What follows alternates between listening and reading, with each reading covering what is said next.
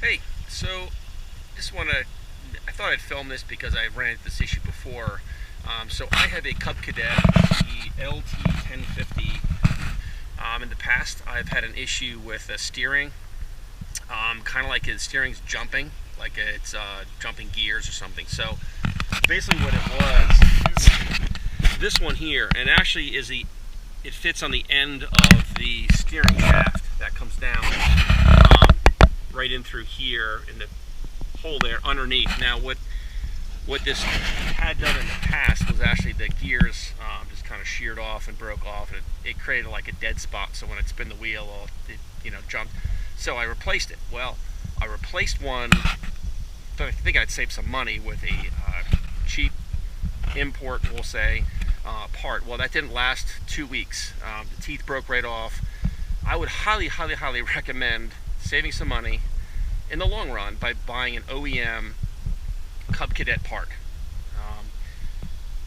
And I did that, and this gear has been great. This has been on the tractor now for a couple years. It looks like it's wearing normally, but the really issue that I faced recently is that my steering started jumping again, so I ran to the conclusion, well, maybe for some reason the sprocket is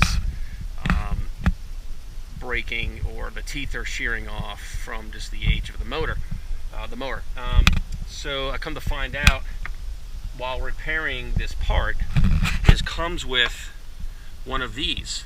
Now you can see the old one, the big difference. See how worn out that is compared to the new one.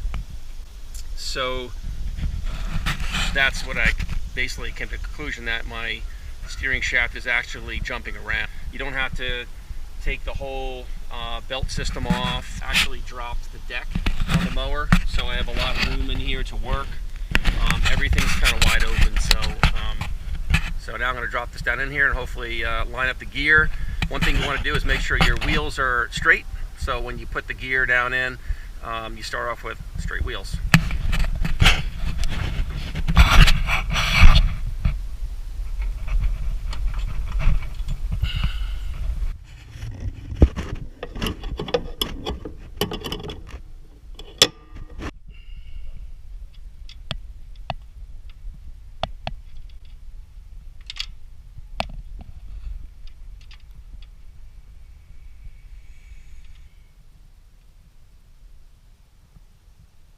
See how that fits right back down in there, if I get this camera right. So this will pick right up. It just actually guided right down in.